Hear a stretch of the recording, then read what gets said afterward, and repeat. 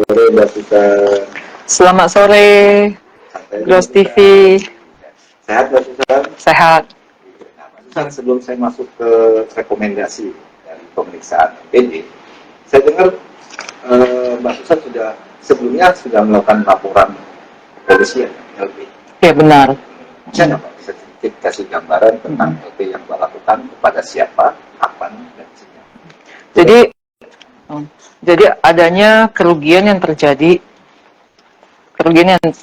dan menyimpang dari beberapa hal oleh terlapor di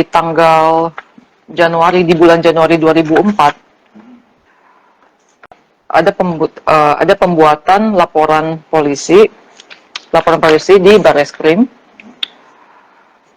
tentang dugaan tindak pidana pemalsuan surat dan atau pemalsuan surat otentik dan menyuruh menempatkan keterangan palsu ke dalam akta otentik. Ya. Yang dimaksud pelanggaran pasal 263 KUHP dan atau pasal 266 KUHP. Itu laporan kepada siapa? Ini laporan yang dibuat di sekitar tanggal 29 November 2021 dan perubahan akta di Desember 2023 di kantor Notaris Michael SH STMK. Jadi pelaporan ini kami buat di Barreskrim karena adanya kerugian yang sangat signifikan di bulan Januari. Itu yang laporan pertama ya? Benar, itu laporan pertama. Selanjutnya, dikarenakan adanya perubahan akta sepihak, di mana memasukkan pihak orang lain yang bukan jajaran dari isi akta dengan nama baru Greti Teresia Mande. Ini diketahui oleh Notaris Michael, di mana Notaris Michael yang pembuat akta perubahan tersebut di tanggal 28 Desember 2023. Ya. Di sini ada pelaporan tentang tindak pidana pemalsuan surat dan atau tindak pidana penggelapan untuk pasal 263 ayat 1 dan pemakai ayat 2. Ya, ayat 2. Adanya juga pasal 55 KUHP di lahan tambang batu pecah. Ya, di Desa Lilang, ya, Sulawesi Utara, yang saya laporkan sebagai pemilik dari akta, dan saya laporkan di Barreskrim. Ya. Laporan yang kedua. Yang kedua, laporan kedua. Notaris M juga. Iya, karena Notaris M adalah pembuat akta perusahaan perusahaan kami.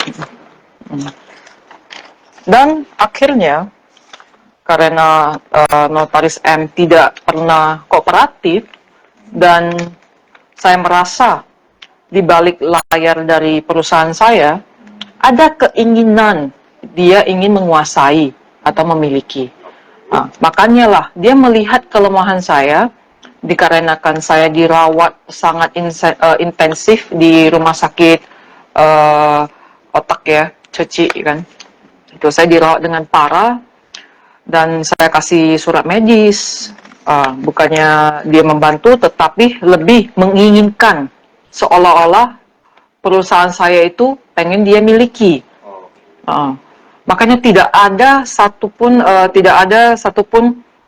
kerjasama atau tidak ada satupun yang saya melihat keanehan. Karena tanggal 20 Desember saya hadir di hadapan dia, tapi saya diusir dan yang lain-lain di tanggal 20 Desember.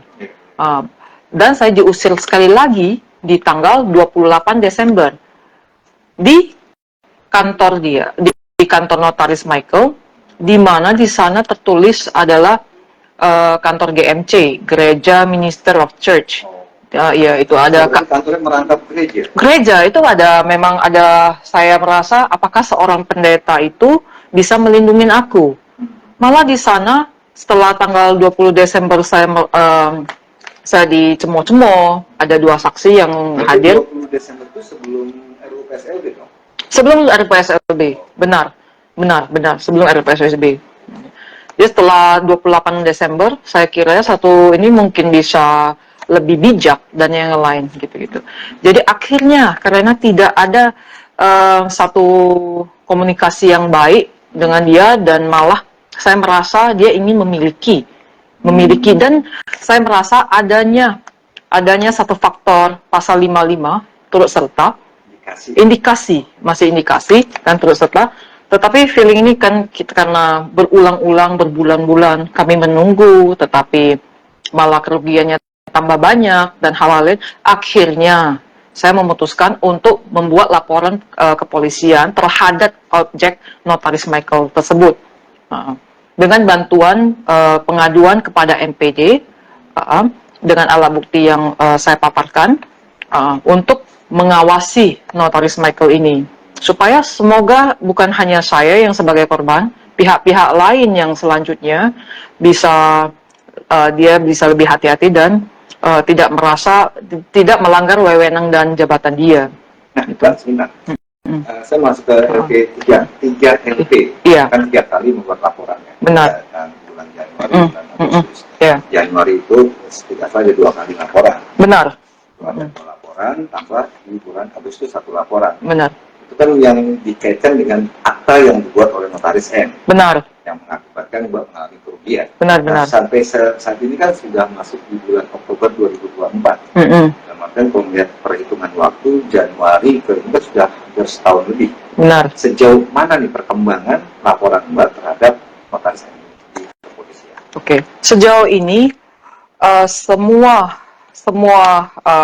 baik semua subjek-subjek telah klarifikasi, telah dilaksanakan penyelidikan, tetapi ada keterhambatan yang makanya saya meminta bantuan dari pengawasan MPD kan, adanya keterhambatan untuk klarifikasi Notaris M ini.